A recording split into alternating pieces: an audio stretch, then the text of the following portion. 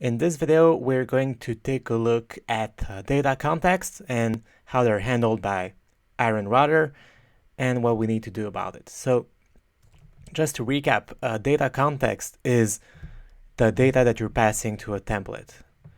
So as I said in the previous video, FlowRouter doesn't really handle data contexts, and on the other hand, Iron Router does let you set them through the data callback. So whatever is returned by this data callback is going to be the data context of, in this case, the chapter page template.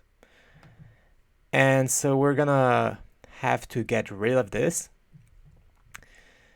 And the same goes for basically all the data callbacks you can see here throughout the router file. And if we look at one of these templates really quickly, for example, video page. So you can see we're calling title, we're calling description, resources,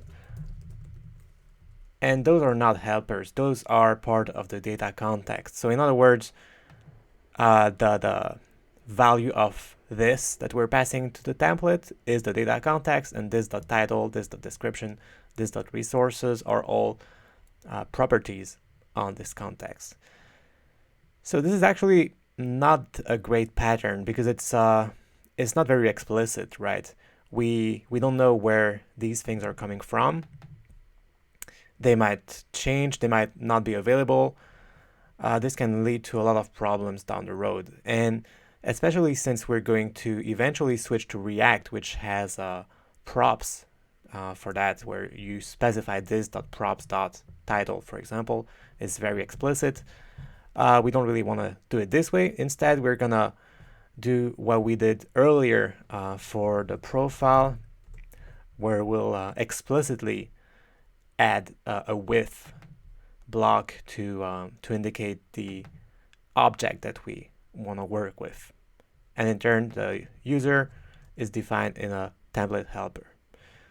So let me work on this and then come right back. So here's what I did. First, I went ahead and commented out the data callback from Iron Router. So as soon as I did this, the template wasn't able to find the data anymore.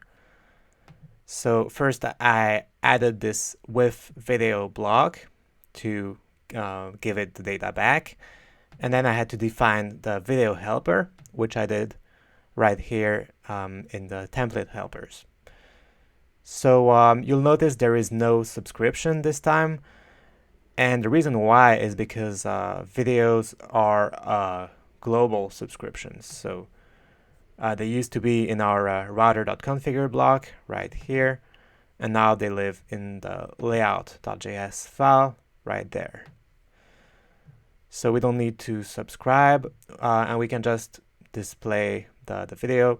Again, I'm using router.current as a placeholder for FlowRouter .current param or whatever it is. So pretty simple. And now I just need to do that for all the other data callbacks.